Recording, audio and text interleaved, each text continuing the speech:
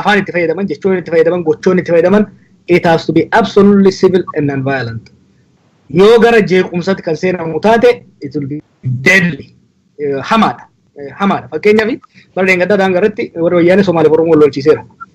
Miidhaa namaatu gaha malee hangasmara raapchar uumuu kan danda'u miti. Kuni garuu jiddu galeessa lafaarratti waan ta'eef miidhaa uumuu danda'a. Miidhaa hamaa uumuu danda'a jechuudha. Kanaaf aktaroonni kan Oromoos ta'e kan Amaaraa siyaasaa wal dorgommii hoggaa geggeessanitti haalli wal dorgommii sun gara walitti bu'iinsaa fi wal miidhuutti seenan rakkoo waan qabuuf of eeggannoon barbaachisaa fakkaata.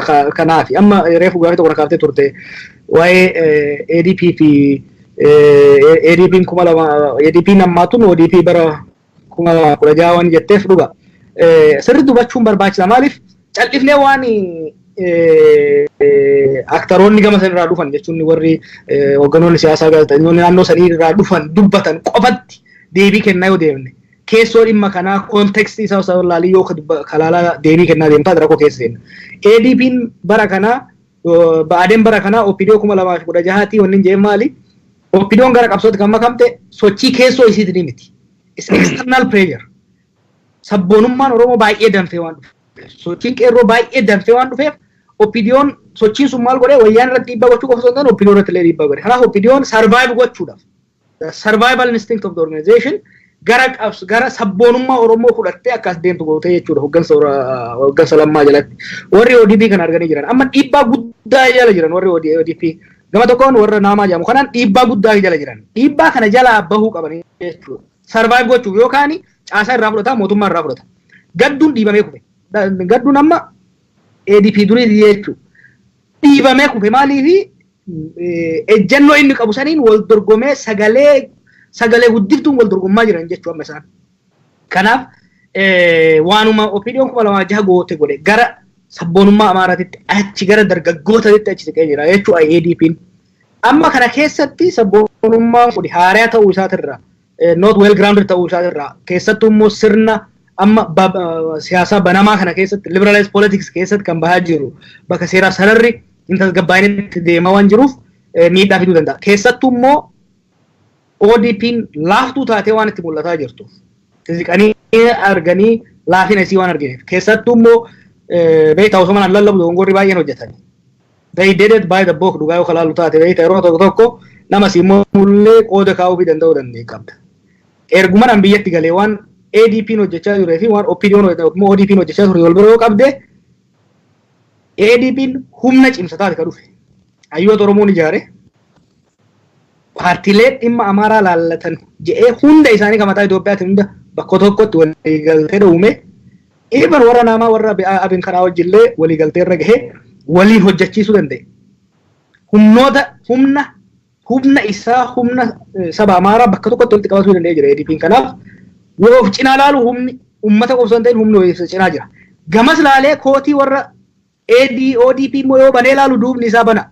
Maaliif ODP'n akkama Henook jedhu miti keessa turee waan argeef namni yoo murna takka lama taate malee wanni Oromoo ta'e hundi ODP harka dhibba gargaaraa ture. Gargaarri suni garuu materialized hin taane, organized hin taane, hin gurmoofne jechuudha. Hayyoota Oromoo ijaaruun dhoorga. Paartiilee Oromoo bakka tokkotti finnee gurmuu paartiilee ijaaruu hin dhoorgan. Blog godhan ofuma qofaaf isin harka dhayaa ana qofa dibbee dhayaa taate dubbiin beeyte. Booda maali isaan dibbee dha'uu harki hin dadhabee dibbeen hin qorrite. Dibbeen isaanii qorrinaan dibbeen ganda walla oo'uu eegalte jechuudha. Kanaaf relatiiviidha amma.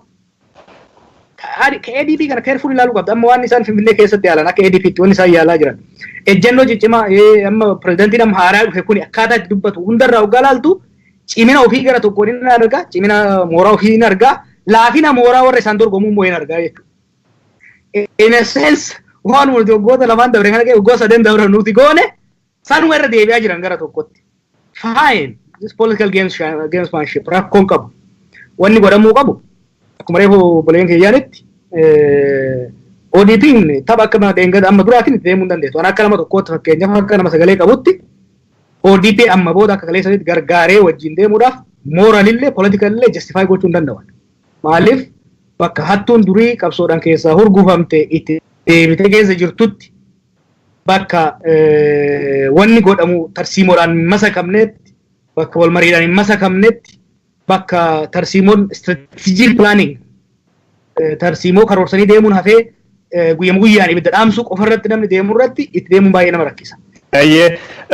Meja war bakkana sidhaabu deeman jechuun ODP gaafa isiin OPDO turtee jibbama turtellee namni Oromoon akka jal deemtanii falli jiru kana jijjiiramii kun jechuun karaa warraatiin goone yoo deemnu himan isa gabaabsuu dandeenya wareegama kaffalchiisuu danda'ullee ni xiqqeessinaa jettee warraa dubbachaa baatee ammaan booda warri kan bir dhaabbadhee deeggara haalna jechuunis mooraalii hin qabu waan jettu dubbachaa jirta.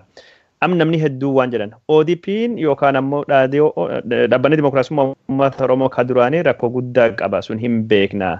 Garuu ammaan tan ammoo jechuun wayyaawaa jijjiiramaa dhufee jira. Yoo ka warri bira deemtate falli biraa maaltu jira? Ka warri caalu wayyaa qabuttu jira moo Jawaar maal qabattee gannuu baata? ODP bira deemaa achitti maaltu jira Jawaar? ODP caala wayyaa qabu maaltu jira? Abaawoon taanan akka inni jiru argaa jirra jedhan. Kafaawwan taanan innillee maqumaa jira malee jabeen hin qabu. Paartiin biraa bakka walitti dhufee ijaaramutti yara jechuun hunda keessa ka xiqqoo wayyaa qaba. ODP kana akkumatu jette karaa tokko Okayaan karaa tokko Shimalaan malumaan duub deemanii dhawaa yoo isiin jechuun jabduu hojjette Okayaa dur qabaa karree yoo isiin diddamoo Shimalaan afuufaa bakki feeneen gahanna jette kanaan dur dubbattee jirta. Ammoo inni sun hin jirtu yookaan maal kanuu qabdu siin jedhan maal jette Jawaar? Okayaan illee nyaattee ulallee dhagoo diddee akkam goota. Waan bira dhaabee gabbaata.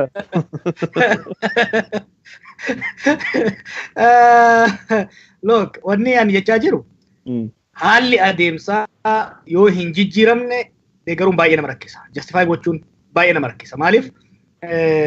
Look, ODP'n baay'ee jijjiiramtee miti. Ji'oota sadeen afran dabre kana keessattuu walgahii Jimmaa booda duubatti deebite bakka Muktaar Kadir dhiisee biraa deemetti deebite yoo jenne waan baay'ee ol kaafnetti fakkaatu kun ifatti mul'ata beeki. Namoonni haaromsaan jee lammaan keessaa gadi harcaase hundi isii deebitee aangoo qabattee jirti. Amma Finfinnee kana keessa yoo koroddaate gajarri Amaaraa nutti hin qabu Oromoon aangoo qabattee hundi isii warri Harargee fi Arsii fi Wallagga irraa Shimala uummanni ari'atu deebi'ee amma kibla katamaa keessa taa'ee lafa charataa jira. Kanaafi san qofa miti. Akkaataan itti deemamu ilaalchi farra sabboonummaa Oromoo deebi'aa dhufuun namarratti taappellaa adda addaa maxxansanii mana hidhaatti naquun kun hundi beeki waan kaayyoo dhaabanneef qabna. Kanallee mooraalii wanni jeef kanaaf. Lammaffaa ODP'n irra paartii Itoophiyaas harka wayyabaatiin bulchaa jiru paartii Oromiyaa immoo guutuutti bulchaa jirudha.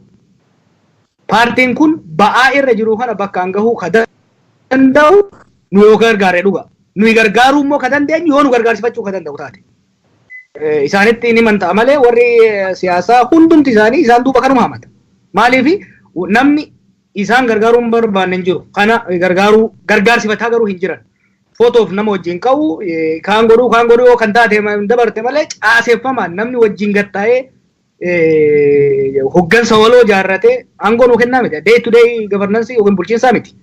Garuu tarsiimoo waloo akka Oromootti fuudhanii deemuu osoo hin ta'in inumaahu namoota halkanii guyyaa tole jedhanii tokkummaan Oromoo akka laaffatuuf Oromoo walirratti akka garagaluuf iccitiin Oromoo akka ba'uuf kan jedhu aangoo olaanaatti kennamee deemaa jira.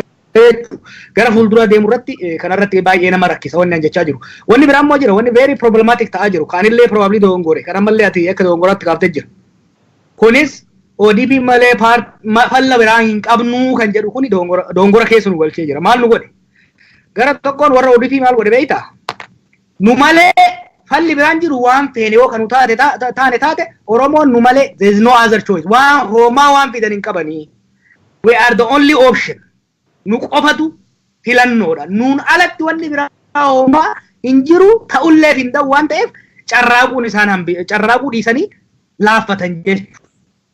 Gara keenyallee nas dabalatee warra kaanis maal ta'e amma booda isaanuma gargaaruu malee yoo waan biraa goonu taate mooraa Oromoo diddiigaa isaan laaffisaa maal goone waan yaannee fi nulleen guutuu teenyatuma isaan laalutti seenne jechuudha. Nullee teenya isaan laalla isaanillee taa'anii nu laalan jechuudha. Kuni mooraa qabsoo Oromoo laaffisee amma gama adda addaatiin nyaapa mataan nutti raarsisu kuni rakkoo uumee jira. This has to be revisited. Yaadamuu qaba. Maaliif ammas hoggaan deebiillee kanarratti hayyootaa fi hogganoota jiran hunda wajjin teenyee waan irratti mari'achuu qabnu. Yaanni filannoon Oromoo takkittii qofa jedhu suni it has to be revisited. Dangerous ta'aa dhufaa jira jechuudha. Akkasumatti irra dabruu barbaada. Garuu akka qulqulleessuuf Jawaara sitti deebi'ellee. Amma jara kaanitti dabre kaan booda qulqulleeffannaa naafati. Ayyee booda qulqulleeffannaa booda sanitti